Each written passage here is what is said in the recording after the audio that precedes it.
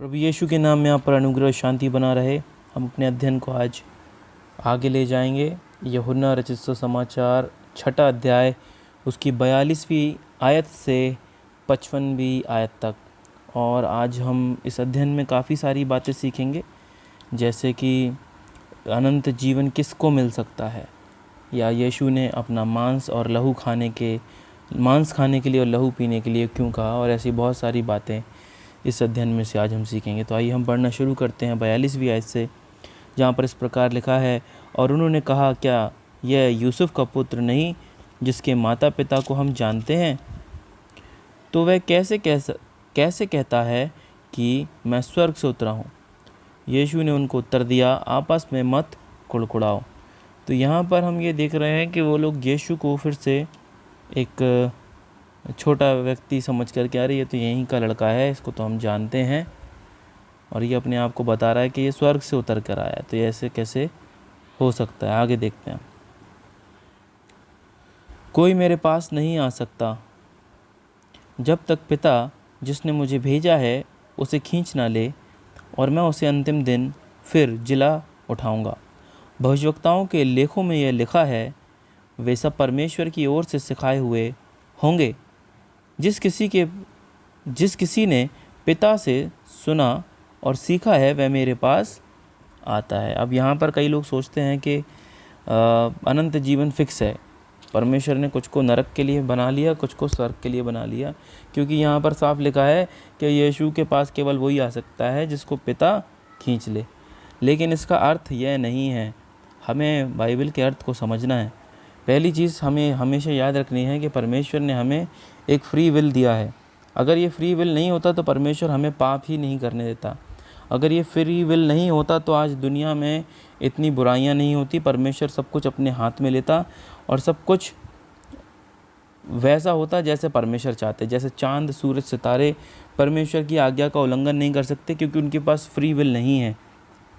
लेकिन हमको परमेश्वर ने एक वरदान फ्री विल दिया, क्योंकि परमेश्वर भी अपने आप में फ्री विल रखता है, क्योंकि उसने अपने स्वरूप में हमें रचा है। और यहाँ पर भी ये ऐसा नहीं है कि परमेश्वर किसी का भी मन बदल देगा और उसको अपने पास ले आएगा और वो बच जाएगा। ऐसा कुछ नहीं है। यहाँ पर भी इंसान की फ्री विल बीच में आती है। परमेश्वर उसको अपने पास खींचने की कोशिश कर सकता है, शायद चमत्कारों के द्वारा। जैसे यूहन्ना रचित सुसमाचार उसके 4 अध्याय और 48 वर्स में हम पढ़ते हैं, यीशु ने साफ साफ कहा था कि जब तक तुम चमत्कार नहीं देखोगे, चिन्ह चमत्कार नहीं देखोगे, तुम विश्वास नहीं करोगे। लेकिन इसी अध्याय में हम पढ़ते चले जा रहे हैं कि लोगों ने देखा कि 5000 लोगों को खाना खिलाया यीशु ने 5 रोटी 2 मछली से। लेकिन फिर भी इतने बड़े आश्चर्य कर्म के बाद वो यीशु से चिन्ह मांगने लगे। ऐसी अविश्वासी मन लोगों के अंदर पाया गया। तो ये हमारी फ्री विल पर परमेश्वर इख्तियार नहीं लेता, अधिकार नहीं लेता। लेकिन यहाँ पर भी परमेश्वर का वचन यही कहने का मतलब ये है कि परमेश्वर कोशिश करेगा कि आपको अपने पास खींच ले। लेकिन फिर भी ये हम पर ही डिपेंड करता है कि हम उसके पास जाते हैं या नहीं जाते। जैसे 45वीं आयत में लिखा है कि परमेश्वर के सिखाए हुए होंगे। जैसे कि अगर कोई व्यक्ति सीखना ही ना चाहे तो वो कैसे सीखेगा? यदि वो अपने टीचर के अधीन ना होना चाहे तो कैसे सीख सकता है? नहीं सीख सकता। उसी प्रकार से वो व्यक्ति जो इच्छा से आएगा, परमेश्वर खींचेगा। इच्छा से आएगा और कहेगा कि हाँ मैं सीखने को तैयार हूँ, तो वो परमेश्वर के पास आएगा। जैसे एक और एग्जाम्पल हम ले लें, उत्पत्ति किताब में जब परमेश्वर ने केन से बात करी और केन को पहले बताया कि केन तुम्हारे लिए पाप जो है छुप कर बैठा है। अगर आप उत्पत्ति 4:10 पढ़ेंगे तो आपको समझ में आएगा। तो वहाँ पर परमेश्वर ने उसको पहले आगाह किया कि तुम्हें पाप से बचना है। लेकिन क्या हुआ? उसी थोड़े ही समय बाद, उसी अध्याय को अगर हम आगे पढ़ते हैं तो वहाँ पे लिखा है कि केन ने क्या किया? अपने भाई आबिल का कत्ल कर दिया।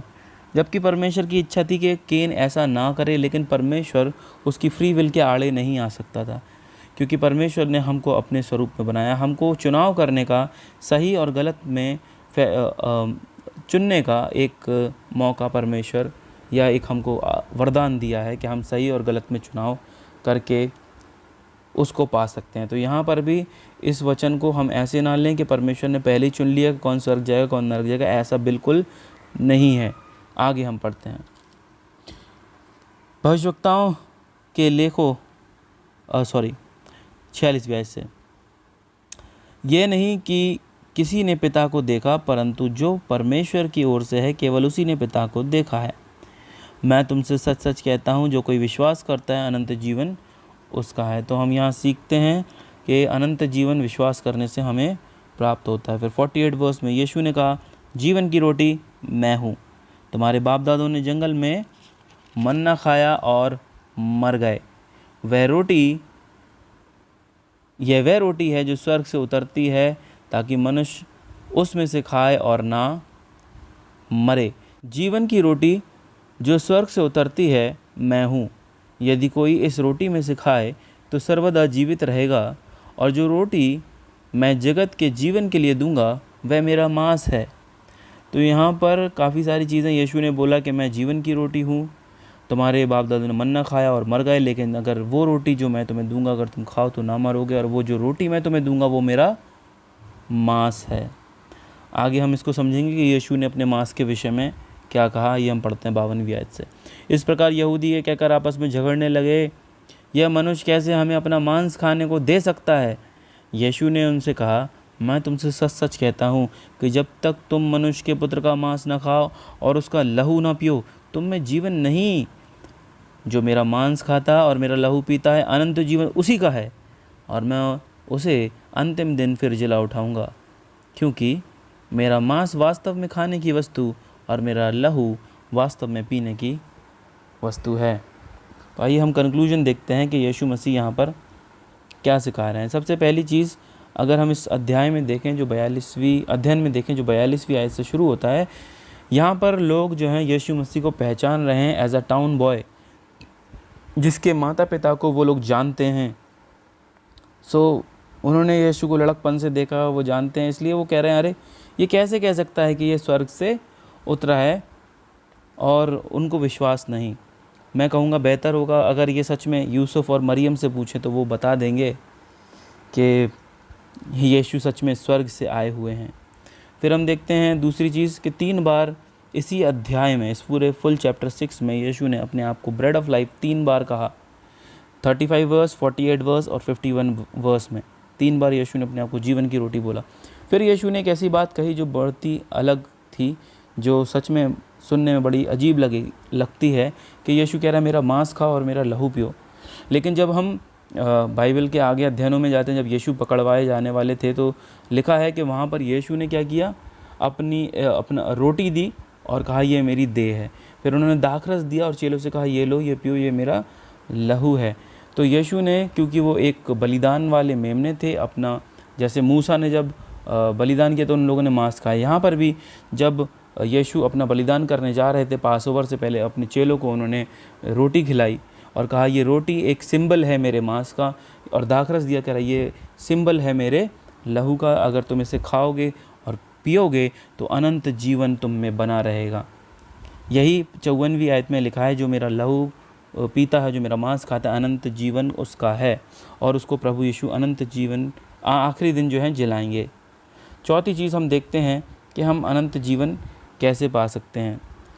2 चीज़ों से इसी अध्याय में सिखाया गया है कि पहले तो विश्वास के द्वारा, जो 47 वर्स में दिया गया है कि जो भी विश्वास करेगा अनंत जीवन उसका है, और दूसरा अगर हम अपने शब्दों में कहें कि जो होली कम्युनियन लेता है, यानी जो यीशु मसीह की रोटी और दाखरस को लेता है, उसको ये पहचान करके यीशु मसीह की देह है और लहू है, अनंत जीवन में वो बना रहता है। सो मेरे प्रियो, आज हमने बहुत सारी बातों को सीखा है कि कैसे यीशु को लोग पहचानते थे एक टाउन बॉय की तरह, ये क्योंकि यीशु वहाँ पले बड़े थे। फिर यीशु ने लोगों को जब बोला कि वो स्वर्ग से उतरे हैं तो वो नहीं समझ पाए। फिर यीशु ने बताया कि वो जीवन की रोटी हैं। फिर यीशु ने अपने लहू और मांस के बारे में बताया, जो कि वो एक होली कम्युनियन को दर्शाता है, ना कि असली मांस और लहू को दर्शाता है, क्योंकि पूरी बाइबल में कहीं पे भी हम ऐसा नहीं पढ़ते। चौथी चीज़, हम अनंत जीवन कैसे पा सकते हैं, एक तो विश्वास के द्वारा जो 47 वर्स में है, और दूसरा होली कम्युनियन के द्वारा जो कि यीशु मसीह का देह है, जो रोटी है, और दाखरस जो कि लहू है। सो परमेश्वर आपको अपने वचन के द्वारा आशीष दे। आमीन। God bless you.